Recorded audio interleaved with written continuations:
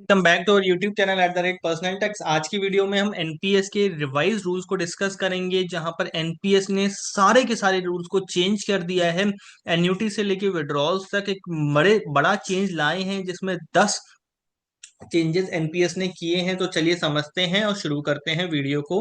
तो पीएफआरडीए ने एक मेजर ओवरऑल किया है अपने एनपीएस रूल्स में, जिससे इम्पैक्ट होते हैं government as well as non government subscribers और एनपीएस लाइट स्वावलंबन के सब्सक्राइबर्स।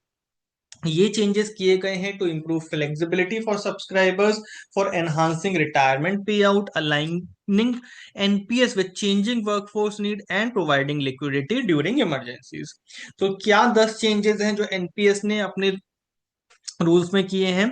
सबसे पहला, option to remain in NPS दिया गया है। पहले आप सिर्फ 75 ईयर्स तक एनपीएस में रह सकते थे, अब उसको बढ़ा करके 85 ईयर्स कर दिया है।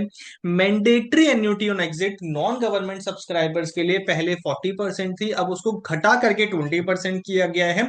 इससे क्या होगा कि उनके लिए लमसम विड्रॉल का ऑप्शन बढ़ जाएगा, लिक्विडिटी बढ़ जाएगी। 100% विड्रॉल आप कर सकते थे पहले।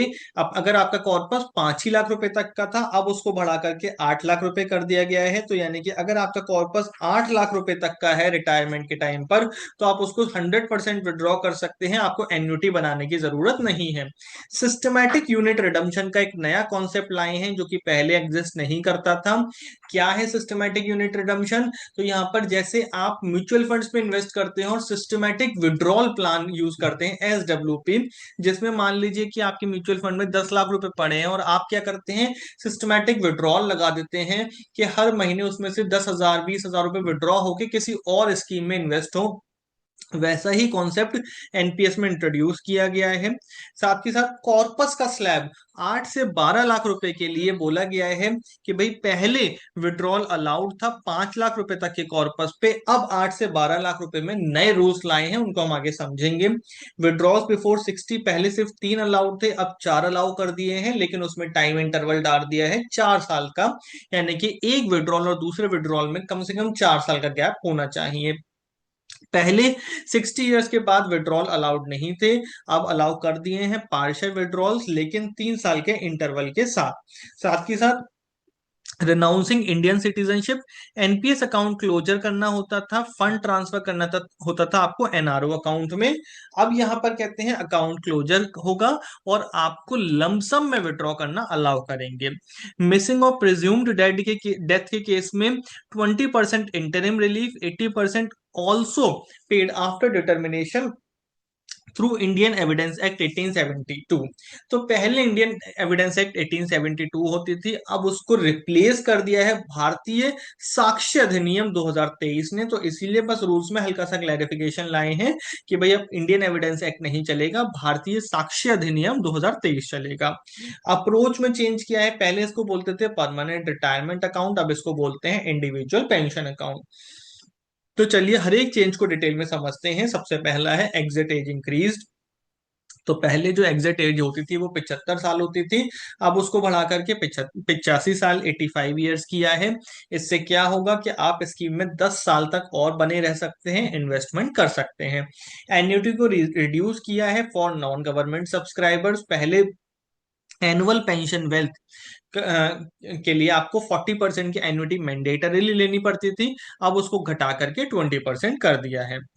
Exit due to renunciation of Indian citizenship, तो यहाँ पर पहले विड्रॉल अलाउड नहीं था लमसम का, अब उसको अलाउ कर दिया गया है। 100% कॉर्पस विड्रॉल, पहले सिर्फ जो था वो 5 लाख रुपए तक का अलाउ किया गया था, अब उसको बढ़ा करके 8 लाख कर दिया गया है। In some cases government and non government subscribers are not now allowed to withdraw 100% of their corpus even if their corpus is equal to or less than 8 lakh. लेकिन गवर्नमेंट सब्सक्राइबर्स के पास इस केस में एन्युटी परचेज करने का भी option है of 40% of their retirement corpus. नए corpus के स्लैब लाए हैं 8 से 12 लाख रुपए में, और इसमें नॉन गवर्नमेंट और गवर्नमेंट सब्सक्राइबर्स को 3 ऑप्शन दिए गए हैं। यानी कि अगर आपका 12 लाख रुपए तक का कॉर्पस है, 8 लाख तो बोल ही दिया कि आप 100% विड्रॉ कर सकते हैं, लेकिन 8 से 12 है, तो 12 लाख तक का अगर आपका रिटायरमेंट कॉर्पस है तो आपको क्या 3 ऑप्शन दिए हैं। अगर आप नॉन गवर्नमेंट सब्सक्राइबर हैं तो ऑप्शन 1 है कि आप 6 लाख रुपए का विड्रॉ कर लीजिए, बाकी जो पैसा बचता है उसको सिस्टमैटिक यूनिट रिडम्पशन के थ्रू 6 साल में विड्रॉ कर लीजिए। ऑप्शन 2 है 6 लाख रुपए तक का लमसम विड्रॉ कर लीजिए, बाकी 6 लाख रुपए की एन्युटी परचेज कर लीजिए। और ऑप्शन 3 है कि 80% ऑफ टोटल कॉर्पस विड्रॉ कर लीजिए, बाकी 20% की एन्युटी बना लीजिए। गवर्नमेंट सब्सक्राइबर्स के लिए ऑप्शन 1 और ऑप्शन 2 सेम रहेंगे, ऑप्शन 3 में चेंज आ जाएगा क्योंकि उनको 40% की एन्युटी मैंडेटरी है, तो वहां पर 60% वो विड्रॉ कर सकते हैं और 40% की उनको एन्युटी अलाउ की गई है। मोर विड्रॉल्स बिफोर 60, पहले विड्रॉ 60 ईयर्स के होने से पहले आपको 3 साल 3 बार विड्रॉ करना अलाउड था। अब यहाँ पर 4 बार विड्रॉ करना अलाउ कर दिया है, लेकिन हर विड्रॉल के बीच में, मतलब दो विड्रॉल्स के बीच में 4 साल का गैप मिनिमम है। सिस्टमैटिक यूनिट रिडम्पशन इंट्रोड्यूस किया है गवर्नमेंट ने, जिसमें वो क्या कहते हैं कि भाई जैसे सिस्टमैटिक विड्रॉल प्लान है वैसे सिस्टमैटिक यूनिट रिडम्पशन है, तो आपकी यूनिट्स को एक सिस्टमैटिक फॉर्म में रिडम्पशन होता रहेगा और आपके अकाउंट में पैसा आता रहेगा। ये किस कॉर्पस में लाए हैं? ये 8 से 12 लाख रुपए के स्लैब में लेकर के आए हैं। तो यहाँ पर क्या कर सकता है सब्सक्राइबर? 6 लाख रुपए का वो विड्रॉ कर लेगा लमसम में, और बाकी 6 लाख रुपए के लिए उसको मिनिमम 6 ईयर्स की एसयूआर बनानी होगी, ज्यादा की भी वो बना सकता है। पोस्ट 60 विड्रॉल्स पहले अलाउड नहीं थे, अब इनको अलाउ कर दिया गया है। तो कहते हैं an NPS subscriber who remains in the NPS beyond 60 years of age or beyond superannuation retirement can now make partial withdrawal from their corpus with a minimum interval of 3 years between successive withdrawal. तो कहते हैं हर एक withdrawal के बीच में 3 साल का gap आपको रखना होगा। Amount withdrawal should not exceed 25% of contribution in case there is only one contribution stream.